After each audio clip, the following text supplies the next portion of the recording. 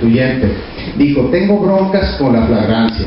La flagrancia era un dolor de cabeza, porque la flagrancia, por bribones también nosotros, el legislador, ya íbamos en 72 horas. O sea, imagínense una flagrancia en 72 horas, que me vengan a decir lo que sea, pero flagrancia no es.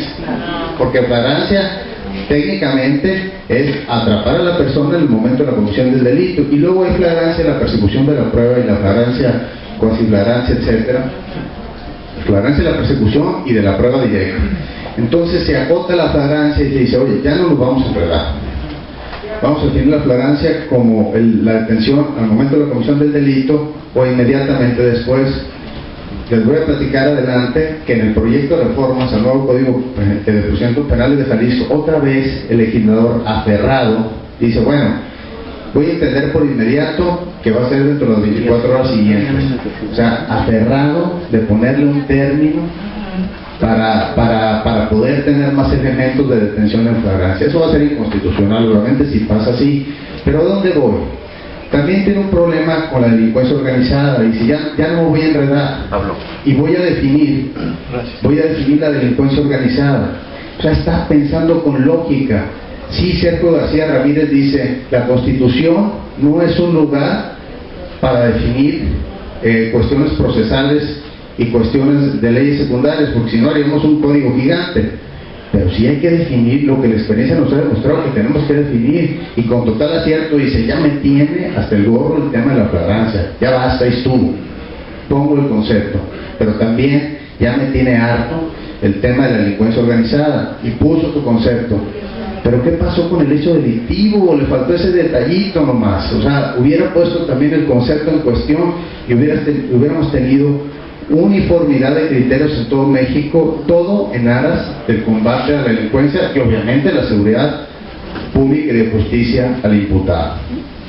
Por otro lado, ¿no? ¿Un comentario? ¿Preguntas?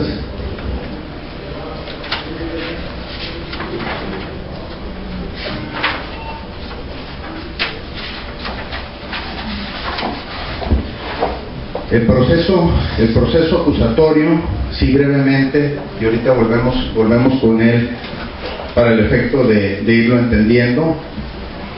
En realidad la Constitución nomás habla de una fase de investigación, habla de una autovinculación al proceso y habla de un juicio oral. Armar un esquema de procedimientos penal, del proceso penal, con los elementos que nos da la reforma constitucional, está en chino. Sin embargo, yo he querido adaptar este esquema de proceso penal al nuevo Código de Procedimientos Penales de Jalisco, que ya lo aprobó, como les decía, la Comisión de Justicia, y está por aprobarlo el Pleno. Más bien, estoy, como dirían algunos amigos, tropicalizando el esquema jurídico para centrarme un poco a lo que vamos a tener. Hay una etapa preliminar que empieza desde la investigación, ya no se va a llamar averiguación previa, hasta una autovinculación. Hay una etapa intermedia donde empieza desde la autovinculación hasta el auto de apertura a juicio. Hay una etapa de juicio que empieza desde la autorradicación del proceso a juicio y la sentencia. Esta etapa de investigación la maneja el Ministerio Público y el Policía, pero lo interesante aquí, es lo que vamos a ver, que estas dos etapas, de intermedia y la de investigación, la va a manejar un juez de control, a diferencia de lo que sucedía o lo que sucede hoy por hoy, de que el Ministerio Público es juez y parte, el omnipotente de toda la averiguación previa. Ahora ya vamos a tener una persona que nos esté revisando en muchos sentidos, y que el Ministerio Público no va a tener todo el poder de decisión para integrar la investigación y después hacer la imputación inicial.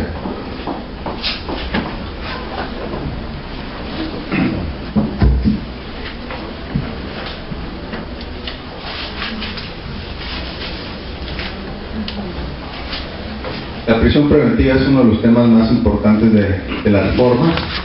Se vuelve la excepción.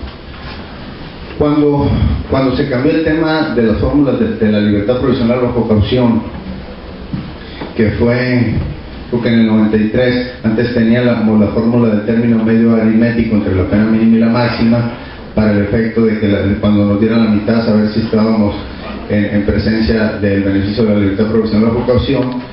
Lo que quiso el constituyente al reformar la fracción primera del artículo 20 constitucional fue que la prisión preventiva se volviera la excepción. Se volviera la excepción y que el legislador secundario, de manera excepcional, pusiera los delitos graves para el efecto que esos fueran los únicos que no alcanzaran libertad provisional o precaución. ¿Pero qué pasó? Pues la verdad la lista es más larga que la lista que hace mi vieja cuando ve el mandado. Pues, todos los delitos son graves, o sea, por excepción tenemos delitos no graves, y además casi todos los delitos contienen el tema de la prisión preventiva. ¿Qué quiso decir el constituyente con esta reforma? Bueno, se eliminan los delitos graves que está en la ley, se ponen o se taxan específicamente ciertos delitos graves, como los delitos cometidos por medios violentos, secuestro, delincuencia organizada, delitos contra la libertad sexual, etcétera, pero son pocos, para el efecto de que se limite la prisión preventiva taxativamente a una lista que está dando la Constitución, y que el legislador secundario no se vuelva loco, y que nomás se ciña a lo que está diciendo la Constitución. Ahorita vamos a ver un tema que no me gustó, pero primero quiero decirles que hay dos formas de establecer la prisión preventiva, y aquí viene la trampa.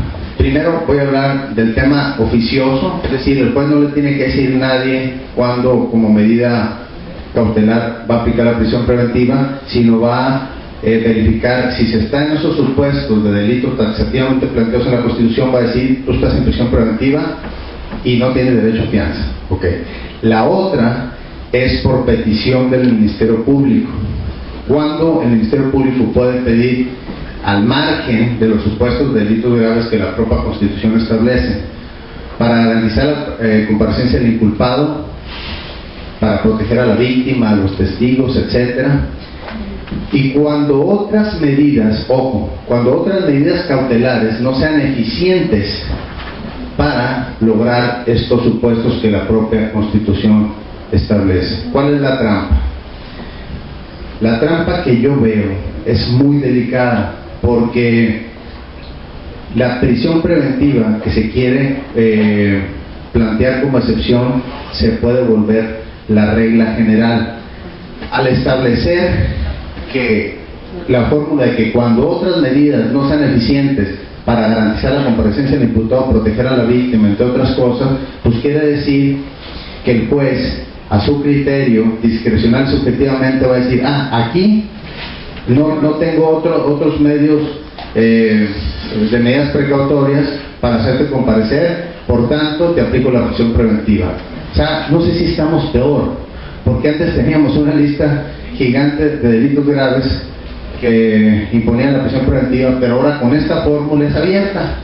Y si ustedes analizan el proyecto del nuevo Código de Procedimientos Penales de Jalisco, se van a dar cuenta de que se va a entender que no se puede garantizar la comparecencia del imputado, y como 20 hipótesis, que en todas caemos,